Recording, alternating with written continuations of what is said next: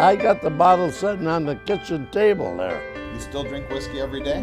Every day if I got the bottle there, it's sitting right there next to the coffee pot. When I go in a restaurant, I said I take whiskey and very little water. Make sure you understand what I said. I said very little water. Because you know these waitresses, they worry about the tip. Because if it's no good, the tip ain't going to be any good neither. What else you want to know?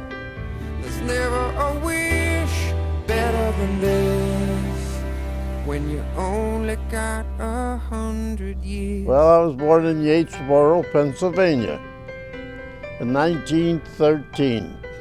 One of 8 children. We were 4 boys and 4 girls.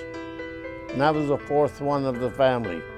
I got a brother in Cleveland, and I got a sister in Florida. That's all that's left of my family. My dad came from Italy. His father brought him to Yatesboro at 13 years old, and he left him there. My dad never went back to Italy. He'd never seen his mother again. Later on, we moved to Rossiter, Pennsylvania, another coal mining town. We moved to this home. It was up in a little hill, like, you know, and there was a little farm there, about 3 acres of land. My dad made a lot of wine. All the young boys from Italy there that he knew in Italy there, they were all in that little town working in the coal mines.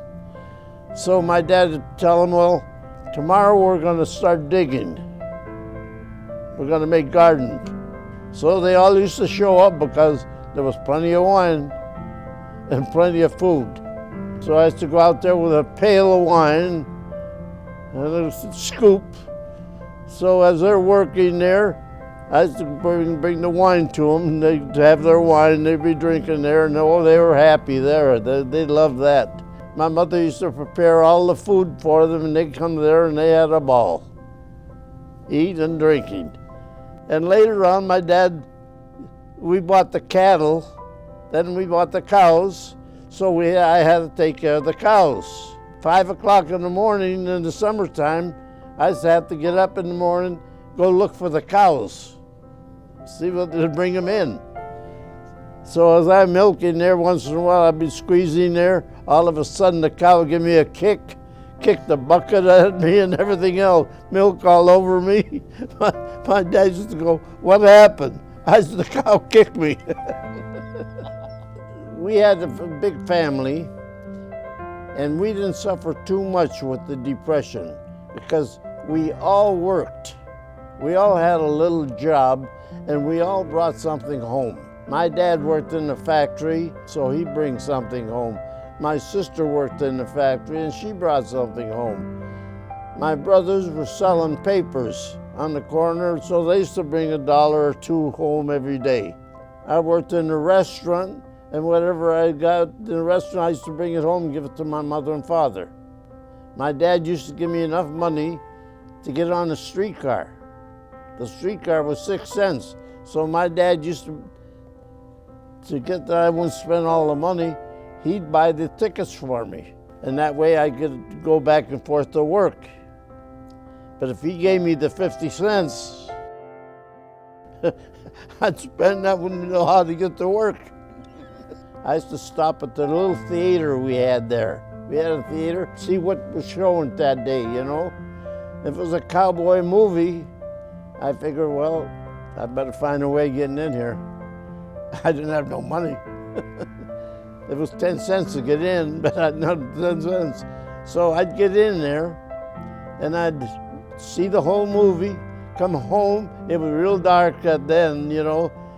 Knock on the door. My dad wouldn't open the door right away, and I knew it was coming. It was always the same routine. So he'd give me a licking.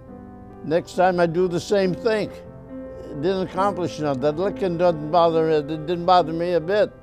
In years, when I had my own children, I figured There's no sense beating my children because it didn't teach me a lesson, so why should I punish these kids for something? So I never did touch none of my children. I only went to the 8th grade, that's all I went to school. I got out of the 8th grade and I never went back to school. I went to work. All my life I worked. When I start walking, I start working. When I was around 17 years old, I started going to the dance hall.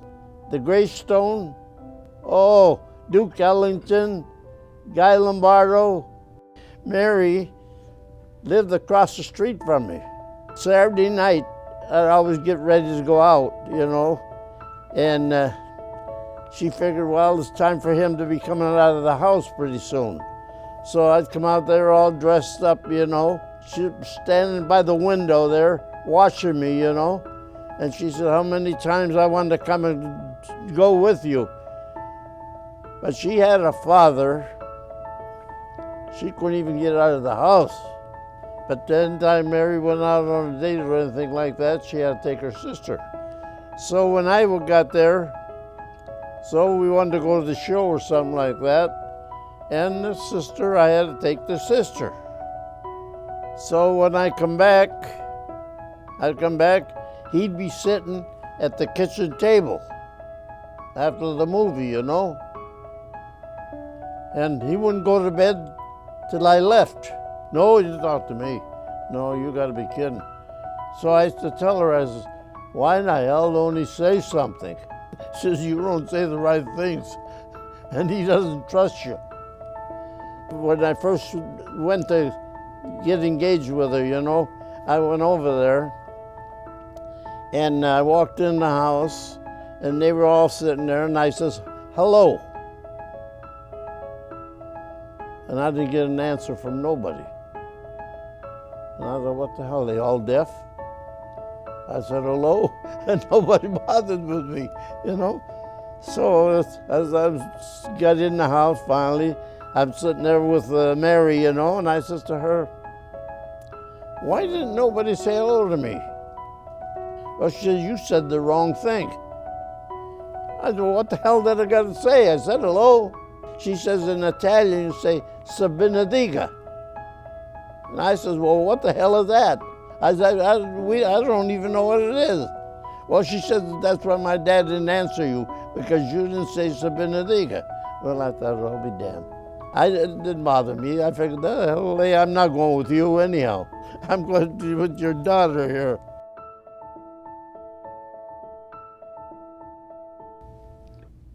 To me, she was the most beautiful thing on earth. And she was very kind to everybody. No matter where I went with Mary, I had respect. Yeah, I got married in 1940. We got married at St. Anthony Church. We got married. So then finally, she got pregnant. I had one boy and 2 girls. I was working at Packard Motor Car Company. I said to my dad, I'm going to buy a Packard. So he says, you ain't got no money? I said, I know I ain't got no money, but maybe they'll take it out of my check. So finally he says, no, I'll buy the car. I said, okay, buy the car. So I had a brand new Packard. I drove it out of the shop. We paid $763 for a brand new car. I was the only driver. My dad didn't know how to drive. The gas was 12 gallons for $1. The guy came to take care of me there, and I says, put 50 cents worth of gas in. My dad heard that. He says, what'd you say? I don't put 50 cents worth of gas in. I said, that's all I got. He says, you mean to tell me I'm going to the market with you and you put 50 cents worth of gas in the car? He's going to cost me money to go to the market? I said, well, that's it. I said, we'll make it though with 50 cents worth of gas. General Motors It was in 1953 I started there, on Farnsworth, near St. Aubin there. And they gave me a job on the line. And I had never done that, but well, they taught me how to do it. They moved from there to Plymouth Road. They had a plant in Plymouth Road. I stayed there till I retired. I ended up with 28 years. I was married for 59 years. I had a 50th anniversary party. And I was waiting for my 60th so I could have another party. But it didn't work out. Mary passed away on me. She got cancer and that was it. And we didn't make it. This picture was taken while my wife and I were in Florida. And the kids all got together and took that picture. Never had a problem with my children. My children, no matter what I told them, they were good. They never did nothing wrong for me to punish them in any way. I got 10 grandchildren, 20 great-grandkids. My grandchildren are all good to me. They're all good to me. I was addicted to all sports. I had seen the greatest sports players. I seen them all. Sammy Baugh, Gehrig, Babe Ruth. I seen 3 World Series in my time. The Lions came here back in the 30s. It used to be 50 cents to get in the game at UD Stadium, and we'd sit in the bleachers. After the kickoff, we all sit on that 50-yard line because there was nobody there. So we sit at the 50-yard line and watch the whole game. I enjoyed going to Florida. I went to Florida for years. When I retired, I had in my mind I'm going to go to Florida.